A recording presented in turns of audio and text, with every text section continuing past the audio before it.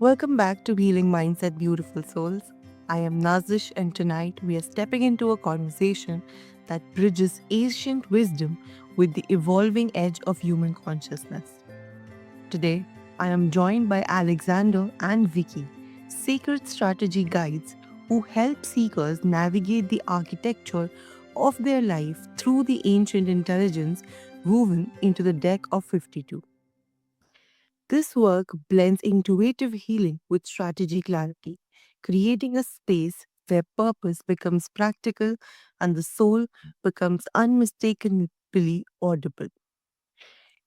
If you have ever felt accomplished on the outside but quietly unfulfilled within, this dialogue may finally give language to what your spirit has been whispering all along.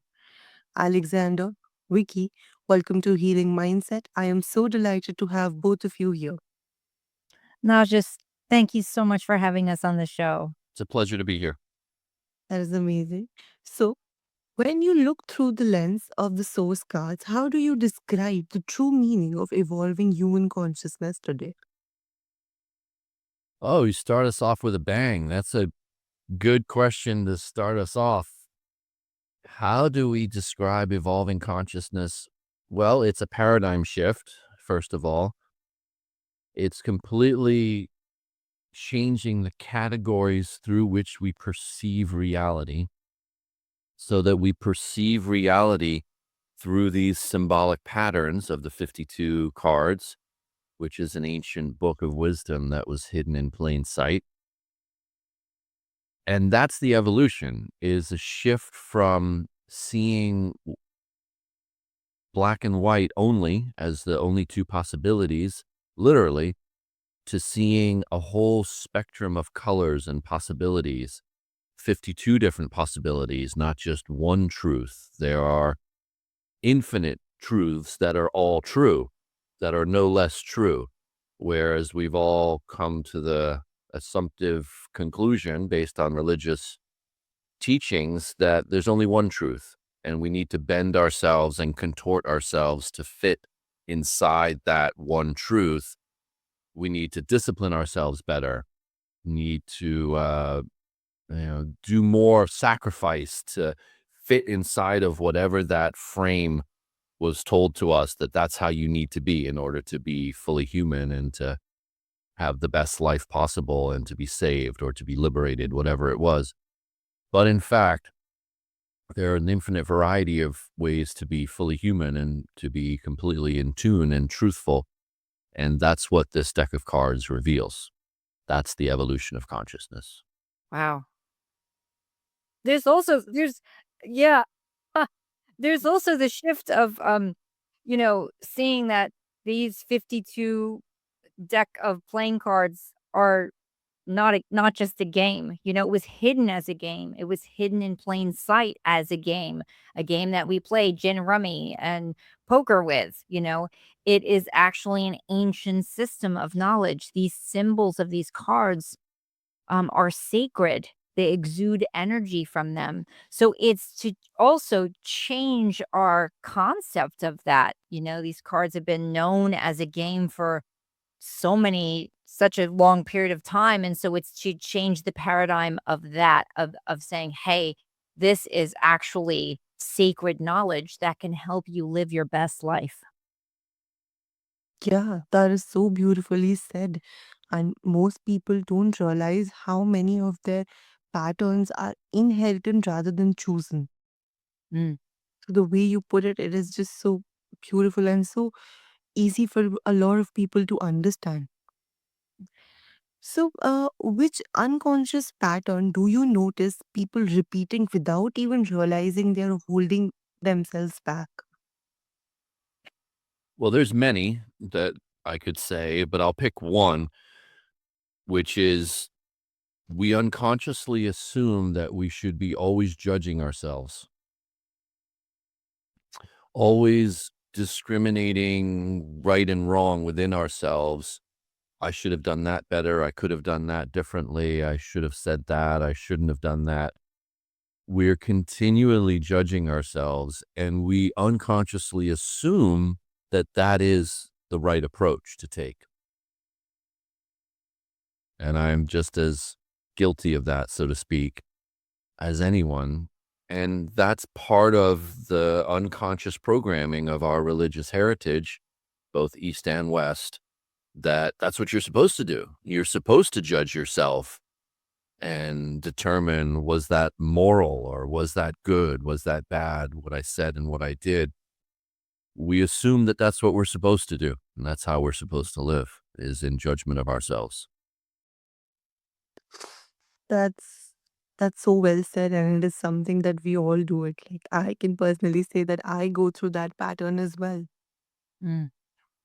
But Yeah, I can agree to that as well. I mean, I definitely have done that in my life so much, so learning to recognize when we do it and say, "Hey, like, I need to just honor myself in this moment for the fact that I'm doing it." But then, to how can we make a different choice by letting go of judging ourselves? that is so true.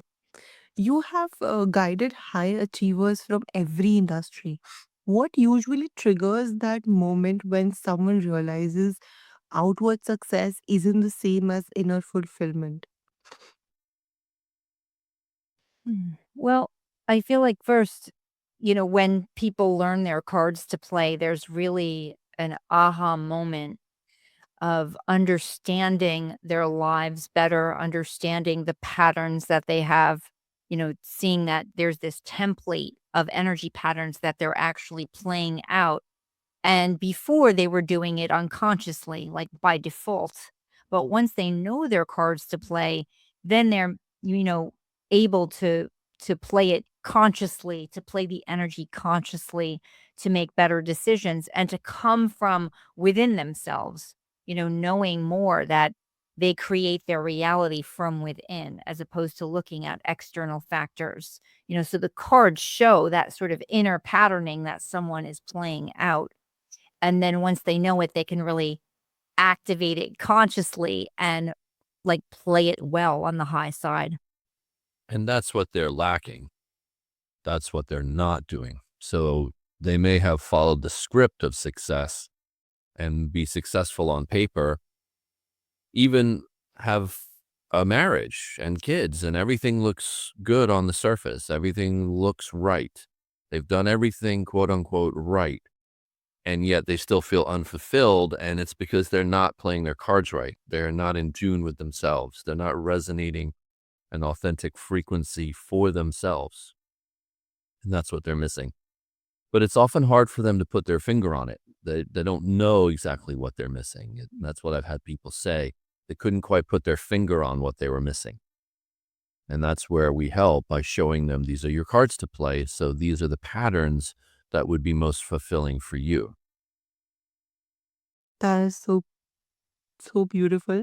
And knowing that distinction and is so important. And like you mentioned, that people don't know what they are missing is something that I feel like a lot of people go through, that they cannot put their finger on ki what is lacking in their life. Like they're doing everything, still something does not feel like it's just there. So success can sometimes become a mask that hides the very longing that we need to address. Yes. Yeah.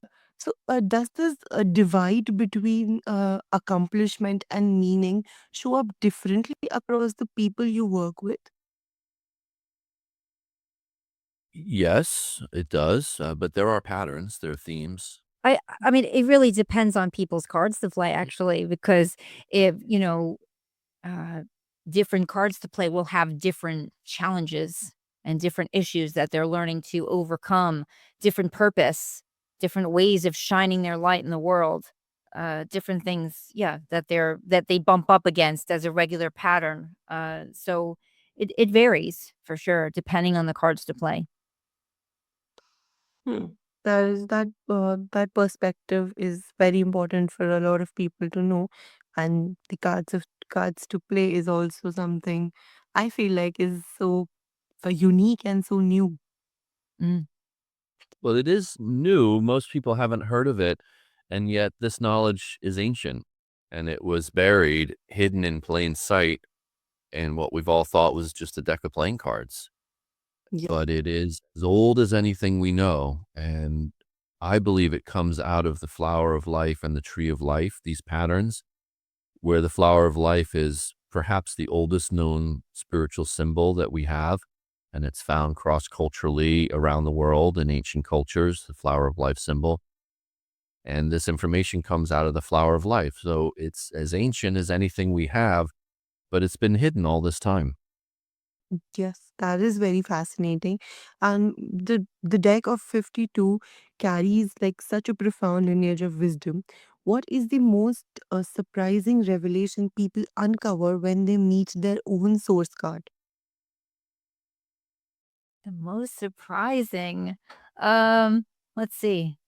Again, it kind of varies, I feel like, um sometimes, I'll hear that it's just such a tremendous confirmation for someone in their life, like, "Wow, I'm on track, and you're really telling me about all my gifts that I knew were there, but, I was maybe too afraid to bring them out," or, it just empowers people and provides, yeah, like, um, a confirmation to to things that they might have already known, but they're not really activating it and living it fully. Other surprising things are like, the shadowy energies, the unconscious hidden fears, like when that's brought to light, that can really be transformative for people to know that that is a pattern in their template of cards that they're playing, that there's an unconscious hidden fear. And when you bring out that fear and really move through it and feel it and, move through that energy, feeling that in yourself, those fears, then you move into your light and your gifts. It becomes a gift to move through the shadow energy. So that is also, certainly transformative for people to know, that aspect as well. But there's just so many. I mean, it's like all the cards in the life path show so much, and people are just, like, blown away by Well, I was gonna the say, accuracy. that's, I think, the part that surprises people the most is how accurate it is. Mm. They're not surprised necessarily by what it says, as Vicky's saying. It'll validate what they might have kinda sorta already subconsciously have known. It'll clarify it and validate it. What people are blown away by is how accurate it is. Yes, that is something that actually makes sense. And the accuracy part that you're talking about, I can believe that it is very accurate. And so, how do people typically respond when their soul design pushes against the personality they have grown comfortable with? How has it where the I'm not quite sure I understand the question. How has it, How, like, when people find out about their blueprint or the the, cards? yeah, their cards, so how do they typically respond when their soul design, like, pushes against the personality they have grown comfortable with? Mm, That also varies. yeah. It varies whether or not they're ready for change. Uh-huh. It varies whether or not they've asked for change. We've Mhm. both of us had the experience of, let's say, meeting someone at a party, and it might come up in conversation, and we'll tell them their cards if they ask us to. We don't tell people unless they ask. But even then, they may not be ready to hear it, and then they will have that bumping up against experience that you're referring to, where they don't wanna let that information in. They're not ready to receive that. But if people are ready to receive it, then it's usually experienced as liberating, and maybe they'll have tears in their eyes, or they'll tell us that this is the thing that has made the biggest difference in their life, to finally see clearly, to see their soul's blueprint as laid out in their cards to play. It depends on where people are at and how ready they are to receive it. Most of the people we're talking to about their cards to play are coming to us for help. And I feel like when someone is on a journey of self evolution, growth, healing, then there's an openness to hearing things in order to heal. It might be challenging for them, but they are on the path, for growth. Whereas someone else, yeah, like if somebody else is not asking us that and it's unsolicited advice, you know, they might not be too happy to hear about it if they're not, like, having the willingness to change and look at themselves more deeply. So, That is actually, I feel like this insight is like a fertile ground for a person. Like it can be uncomfortable, but if mhm, you follow through it, it is deeply transformative. yes. You just need to step out of your this little bit of your comfort zone, and then I feel like you can do wonders with it. I love that. That sounds great. Your work harmonizes masculine structure with feminine intuition. Why is this duality essential for conscious evolution? Well, it is consciousness at its most basic level. The first distinction of consciousness is the masculine principle and the feminine principle, which is to say, the active and receptive principle. So that is the fundamental first and primary distinction of consciousness itself. And if we're going to be more conscious on our planet, which is something that we need on our planet, and it's happening, we are moving through a massive transformation of consciousness right now on the planet, then it will take the form of balancing the masculine and the feminine. It can't be otherwise. That's what it must look like. Okay, that is actually very nicely put. So, do you find people unconsciously favor one energy, and how does that preference shape the trajectory of their lives? Absolutely. I mean, even in myself, I have like preferred one over the other. I mean, my whole life, I feel like I was a lot more identified with a masculine kind of energy, like a doing, more aggressive, getting things done, just like this, energy and not as open to like the blossoming of receptive energy and the feminine energy, so it's been a process for me to learn how to be more in a receptive mode, nurturing myself, nurturing others. Uh, so yes, I absolutely, I think that there is an imbalance in the individual. Well, more so in the West than in the East, there's been a preference for the masculine principle, and God is characterized as a masculine principle, masculine energy, and the savior figure is characterized as a masculine energy, as a man. Definitely, we have preferenced the masculine more than the feminine, and that's part of the imbalance in the West, and that's what we're hoping in our relationship in a small and perhaps big way, that we can create a ripple effect of a more balanced, harmonious dynamic between the masculine and the feminine. We're learning, we're growing, we have our moments, we get hangry sometimes too, and yet we're working it out together and growing together in our masculine feminine dance. Yeah, I mean, your explanation makes that inner imbalance that we have so clear, and it gives our listeners permission to explore the energy that they have neglected. So, Well, I for hope some, so. Yeah. Yeah, I hope that that's what it does. Thank you for saying that, because it is a permission slip. That's what this knowledge is. The deck of cards is a grand permission slip to be ourselves. And then this conversation itself can be a permission slip for people to be more accepting of their own masculine feminine balance. Mhm. Yes, yes, and I hope many can find that inner imbalance within themselves and can go ahead and work with that. Find their balance somewhere near or better. So, for someone listening who feels that the subtle inner nudge, that sense of that life is urging them towards something deeper, what is the very first step to begin decoding their soul's game plan? So they can go to thesourcecards.com. That's our website. We have a free lookup tool that's on the homepage where you enter your birthday and you can discover your first two cards, your birth card and your personality card, and read about it. You'll see the high side of the energy patterns and the low sides of the energy patterns. And just to really bring awareness to the cards you're playing, to, accept, learn, take it in, see how it feels for you that these are the cards you're playing. And then you can take it further. We have a life path of 13 plus cards.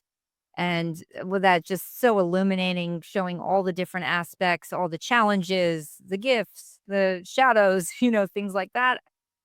That can be found in Alexander's book, Play Your Cards Right, A Sacred Guide to Life on Earth. And you can get the life path. You'll see the life path of all the cards for, the individual card. There's a whole life path of cards. And that's also on the website, thesourcecards.com. That is so beautiful. I will make sure to include all these details into the show notes so that many, many of our listeners can reach out to you. Also, once someone takes that step, what usually shifts their perspective? Shifts first, like their perspective, their choices, or the way life responds to them. Well, the first shift is a shift of awareness. Yeah. That's the first shift. Oh, these are my patterns. Oh, these are things that I might not have otherwise liked to acknowledge, but there they are. These are my low sides. This is the shadow side. These are these are the patterns I play out and show up with when I'm not my best self. Oh, Yeah. there they are. Oh, this is my possibility. This is the opportunity that I have when I am on my game, pun intended. This is what's possible for me. Oh, that's interesting too. And that awareness directs the focus. Literally, you start to see and look in that direction, and your eyes are open, literally, to see that possibility. And then you start to notice it. Like if I asked you to start looking for a red Volkswagen on the street, you start to see that car everywhere because that's what you're looking for. So now you know what to look for. And then you create your experience based on what you're choosing to look for. That is very beautifully said, and the awareness is something that we all need before we can figure out our patterns and the imbalance that we are having. So, very well, very beautifully said.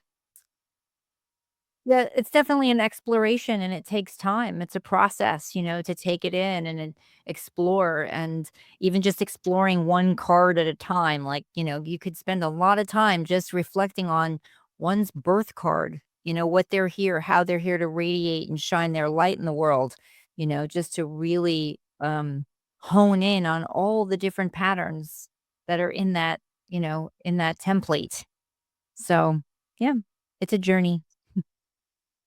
Yes.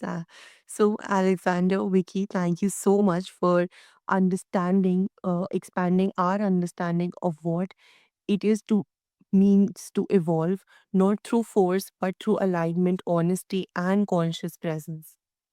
So, and to everyone listening right now, if something inside you responded to this dialogue, let it be your sign to explore your own blueprint. Take the next step, even a small one. Your life is the greatest strategy, your deepest lesson, and your most authentic creation. Create it with intention. And if this episode resonated, don't forget to follow, subscribe, and leave us a review. Your echo helps this healing space grow wider, softer, and more alive. Until next time, I am Nazish, and this is Healing Mindset.